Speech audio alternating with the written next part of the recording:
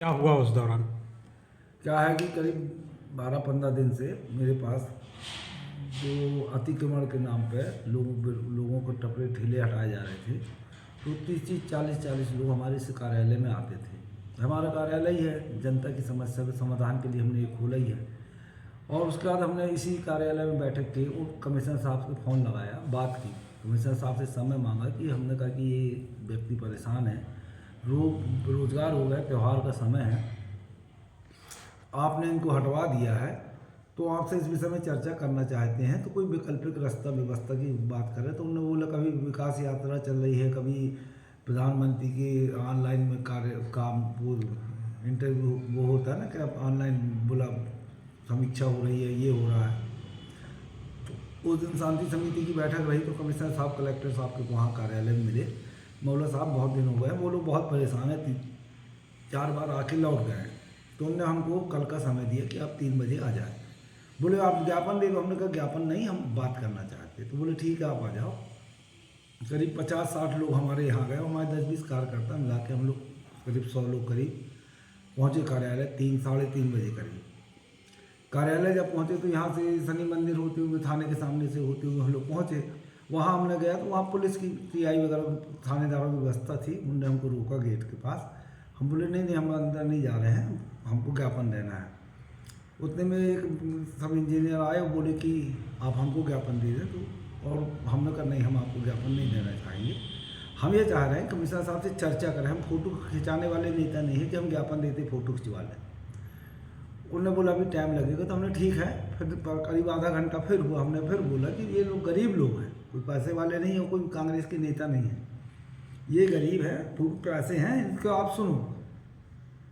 उसका वो आया तो बोले कि अभी 10 मिनट लगेगा, 10 मिनट में हम साहब आ जाएंगे। इतनी बात हुई है। तो हमने बोला भाई 10 मिनट अब बहुत हो गया, अब 10 मिनट है।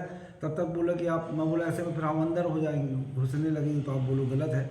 बोले आप घुस जाओगे, पुलिस खड़ी है। तो हमको उसने चैलेंज किया हमारे को। मैं बोला ठीक है, ये देख लो राकेश जनकक का क्या कर सकते हैं। तो हम घुसे तो वहाँ हड़कंप मच गया, हंगामा टाइप का हुआ। पुलिस ने दबाव बनाने की कोशिश की, लाठीचार्ज की व्यवस्था कुछ की। तो हमने बोला आप गलत काम नहीं करना।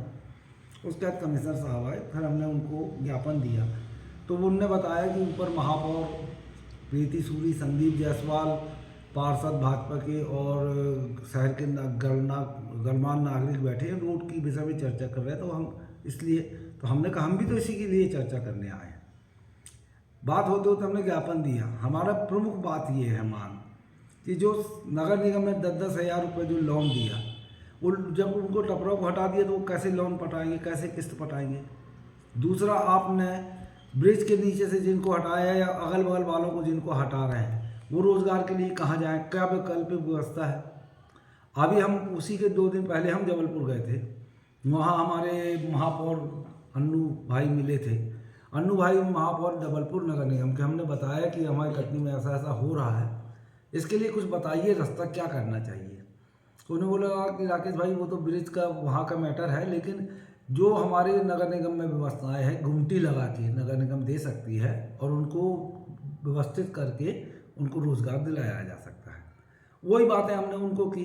फिर मैं आपके माध्यम से एक बात पूछना चाहता हूँ, ओवरब्रिज के नीचे जिसकी लड़ाई, ओवरब्रिज का हमने संघर्ष किया था, जिसका हमने मुआवजा भी दिलवाया था। संदीप जायसवाल तो उस टाइम बोले थे हम मुआवजा नहीं लेंगे, बाद में मुआवजा लिया। संदीप जायसवाल जो विधायक है, उनके घर के सामने 3 पेड़ लगे हैं, क्या वो अतिक्रमण में नहीं आते। प्रीति सूरी जिसने पानी की टंकी के पास करोड़ों रुपए की ज़मीन में कब्जा करके रखा है, 3 साइड लगा के रखा है, क्या वो अवैध कब्जा में नहीं आता। महापौर बीजेपी के हैं, संदीप जायसवाल बीजेपी के विधायक हैं, बीजेपी के नेता हैं, वो अतिक्रमण कर सकते हैं।